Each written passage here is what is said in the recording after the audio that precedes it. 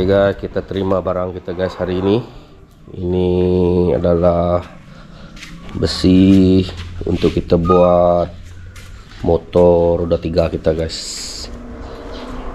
Oke, ini semuanya.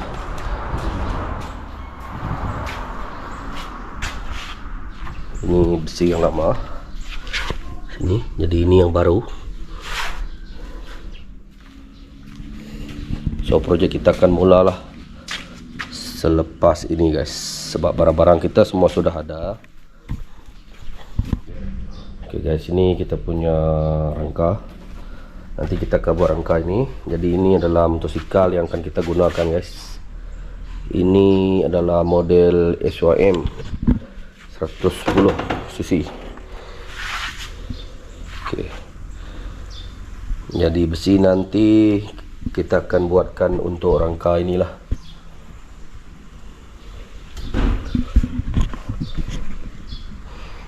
Guys, jumpa lagi kita guys.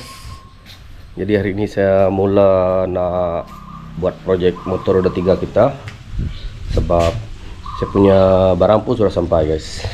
Oke. Jadi sebelum itu saya bawa anda tengok, di sinilah tempat saya bekerja guys. Inilah kawasan bengkel saya guys, di bengkel rumah. Ini projek suka-suka buat dekat rumah. Oke. Jadi di sinilah ruang saya buat ini nanti guys. Oke, sekarang saya nak buat sukatan untuk kerangka.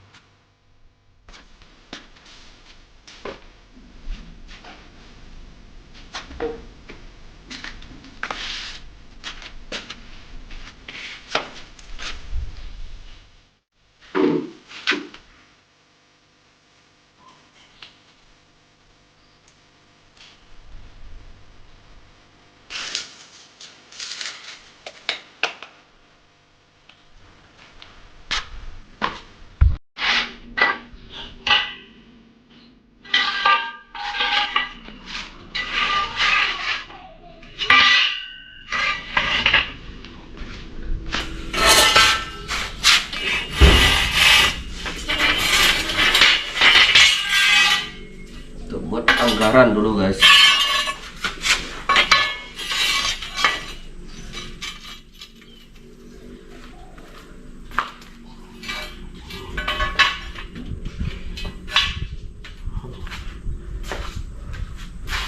Ini punya tapak.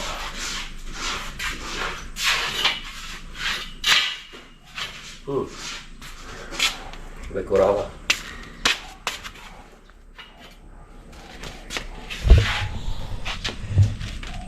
Kurang macam ini.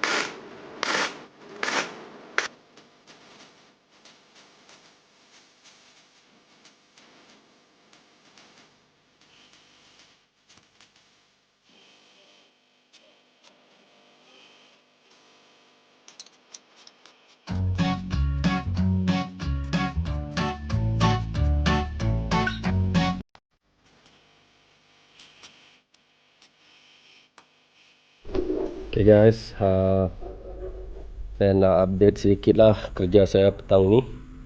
Jadi ini dia punya bucket belakang, kita sudah buat sampai sini lah. Okay, sampai sini. Jadi tinggal lagi kita nak sambung ini pergi atas. Kita buat sikit lagi guys, sebab saya pun tak boleh buat sampai lewat sangat lah, sebab nanti bising kan. Saya buat di rumah ni. Ok, ni update kita punya bucket belakang, tinggal sikit lagi guys.